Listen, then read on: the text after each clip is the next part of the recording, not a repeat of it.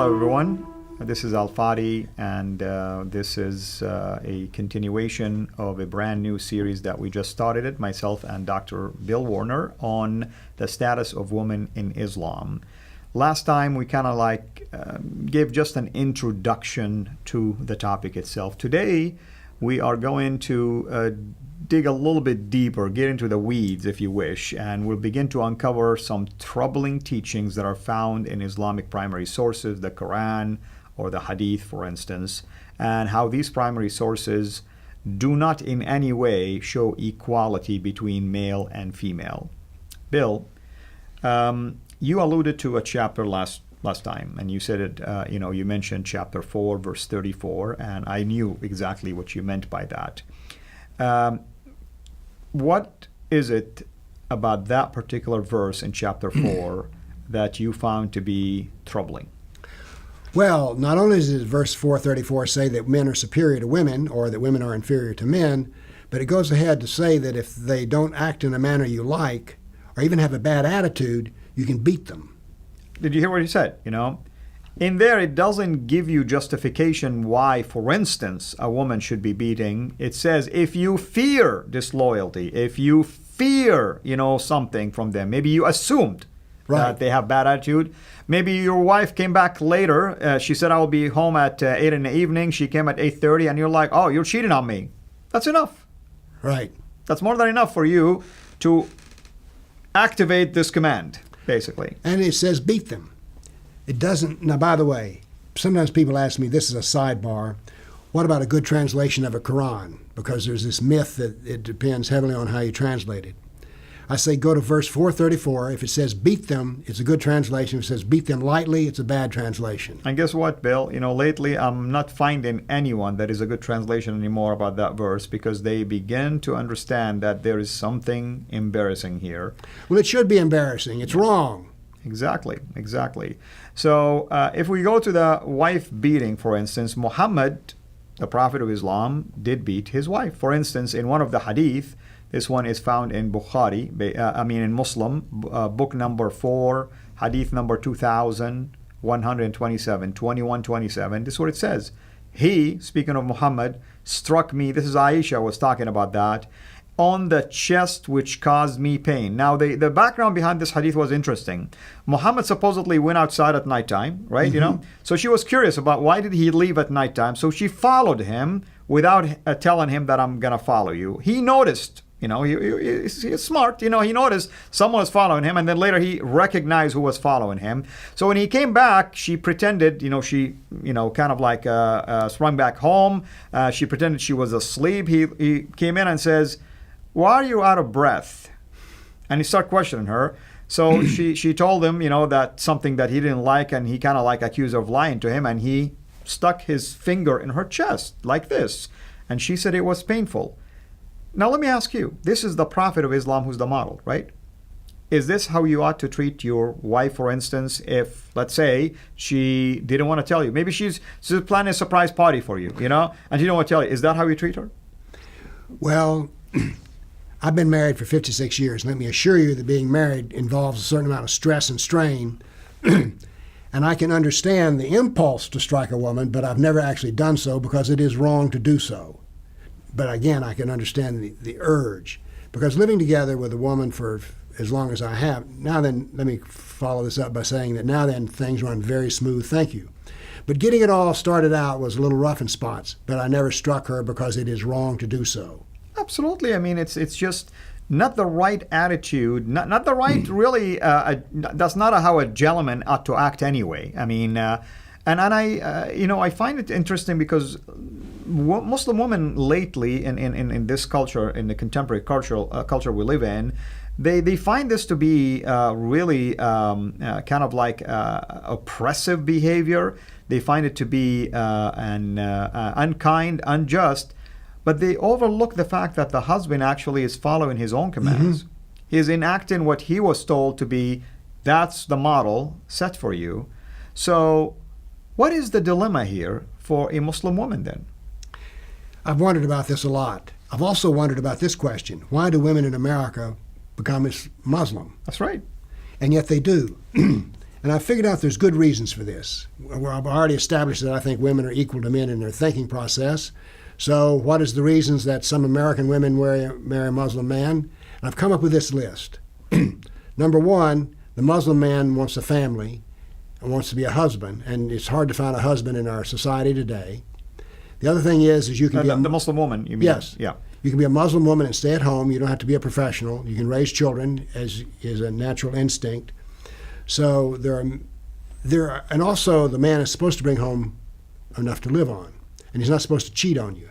So you look and you go, okay, he's not going to cheat on me. He's going to bring money at home. I can live a life as a mother. This is a good deal. Now remember, I went through and I cataloged 3 categories of women's treatment: superior, equal, and inferior. And so they do find qualities in there that are enough to feel good about it.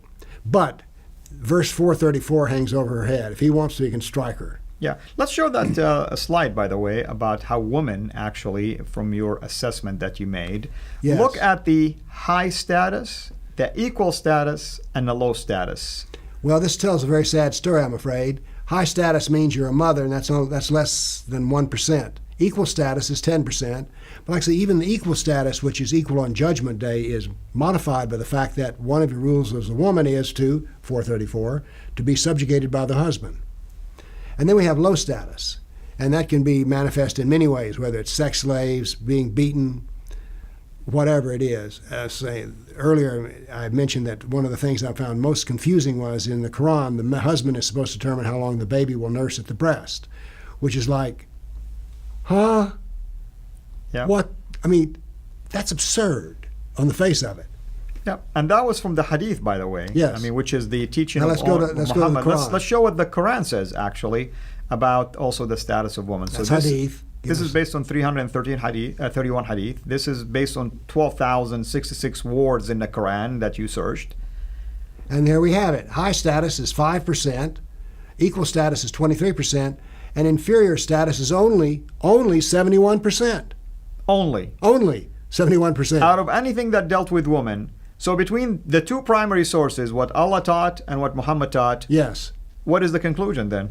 Based on what we're seeing, the status of woman, at least as a low status, is the predominant Yes, status. it's predominant. Let me show you. There was a Palestinian woman who went to a Sharia court. This is how the mind can become subjugated. She said, "My husband beats me every day. I want a fatwa which says he can only beat me once a week." Wow. Think about the psychology of that. I only want my husband to beat me once a week. I don't know I don't know if they actually issued a fatwa or not, but I was just stunned by the fact that that was acceptable to her. They won't even issue that fatwa, of course. She probably will have a fatwa against her for daring to ask for a fatwa. Right. I mean, sadly. By the way, not only Muhammad, of course, demonstrated that he has the capability of pinching, his wife. His companions, meaning those who lived with him, okay? These are the ones that we lived with him, his contemporaries. He was alive, okay? And they were doing this. So let's take an example. Omar, the second caliph of Islam, found the Prophet sitting sad and silent with his wives around him. So Omar decided to say something which would make the Prophet basically cheer up a little bit, okay? So he wanted him to laugh, so he said, "Messenger of God, I wish you had seen the daughter of Kharija," talking about someone, "when she asked me for extra money, okay, and I got basically up and slapped her on the neck."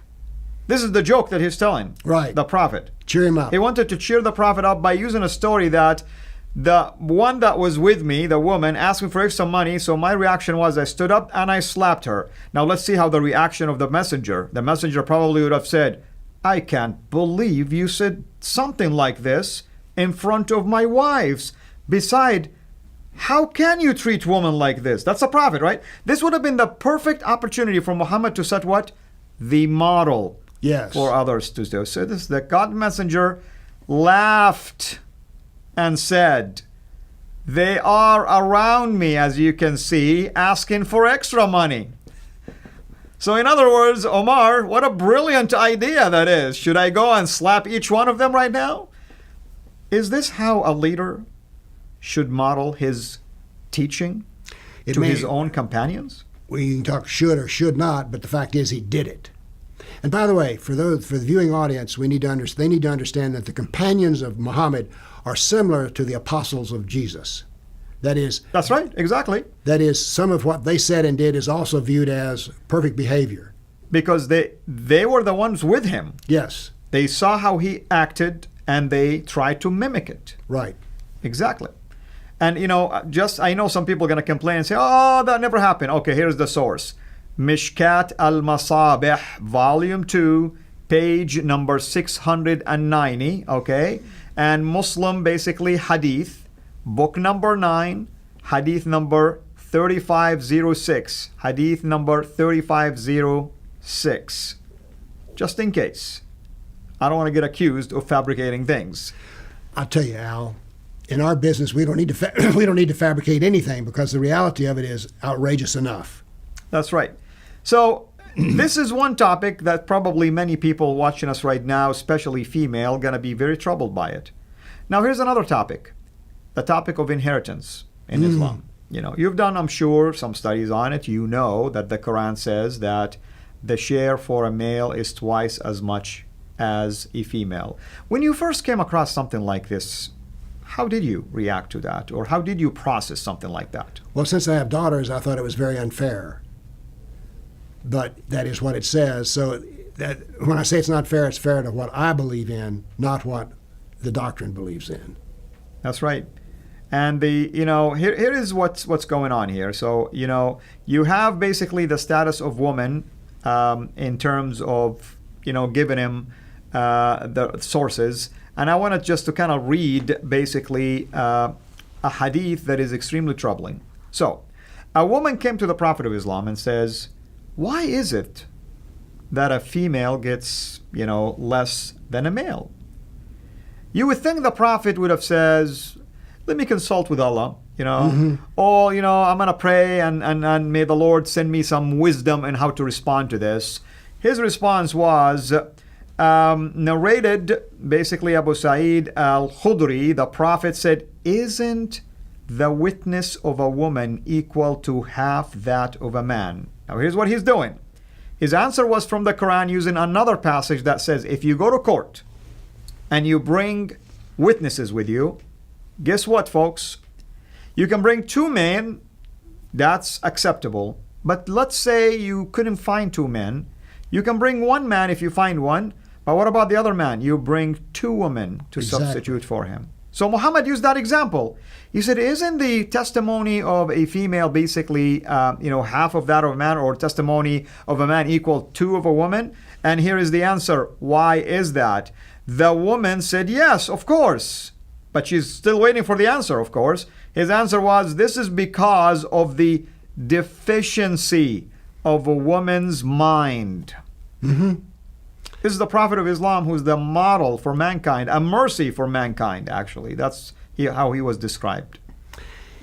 He goes, this is a very interesting hadith which we're getting into because it describes if you had to give one item which would summarize the way women are treated in Islam, the hadith we're discussing here would be that. Because he goes further to say that the majority of hell will be filled with women. That's right. I mean, how inferior can you get? Because they were not grateful to their husbands. That's right. You see, the criteria of husband is used a lot, especially on Judgment Day, actually. Yes. Now, theoretically, on Judgment Day, the man and woman are equal, judged by their works. But, keep coming back to this, part of what the woman is to be judged by is how well did she obey her husband. So that's part of her works. That's part of her works, is to subjugate herself to the husband. Absolutely. And I've wondered how many women who have been beaten or badly treated in a marriage who are desperately just looking for death in order they can get Judgment Day justice, because they're not getting it now. The Palestinian woman who wanted to only be beat once a week, that is not justice. That's right. That's right. And by Deficiency the way, in her intelligence. Absolutely. Of course. I mean, there is a lot of women that we know in our lives, of course, who are extremely intelligent, more than capable to run organizations. They have their own ministries. I know some of them. They go to college. They are performing extremely well. To say something like this about them, how is that going to encourage them? How is that going to make them feel self-sufficient? How is that going to make them feel good about who they are and what is their purpose in life? I mean, you compare this to other teaching, a Muslim woman who truly thinking through these kind of teachings can conclude right away that my purpose in life is to please a man. Exactly. That's pretty much what it is. Exactly. And the way she's pleasing to the man is she subjugates herself to the man. Absolutely, absolutely. And just to be on the safe side again, I want to give you that a source for the hadith that I just mentioned about a woman is deficient in her brain or mind. It's many sources have it, by the way, but this is one of examples. It's found in Hadith Bukhari or collection of Bukhari, volume 3, book number 48, hadith number 826. Hadith number 826. Bill, there's a lot to talk about, and maybe when we come back again next time, we will explore other aspects of how women are being treated in Islam. Is there anything else you want to add to what we have covered so far? I only wish that what we're saying here could be understood by everyone, including Muslim women, because everyone needs.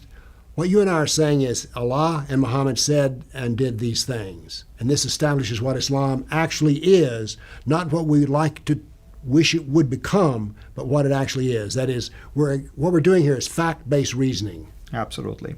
Absolutely. And I hope everyone here watching us will also do their fact check on everything that we are sharing with you. Until we meet again, have a blessed day.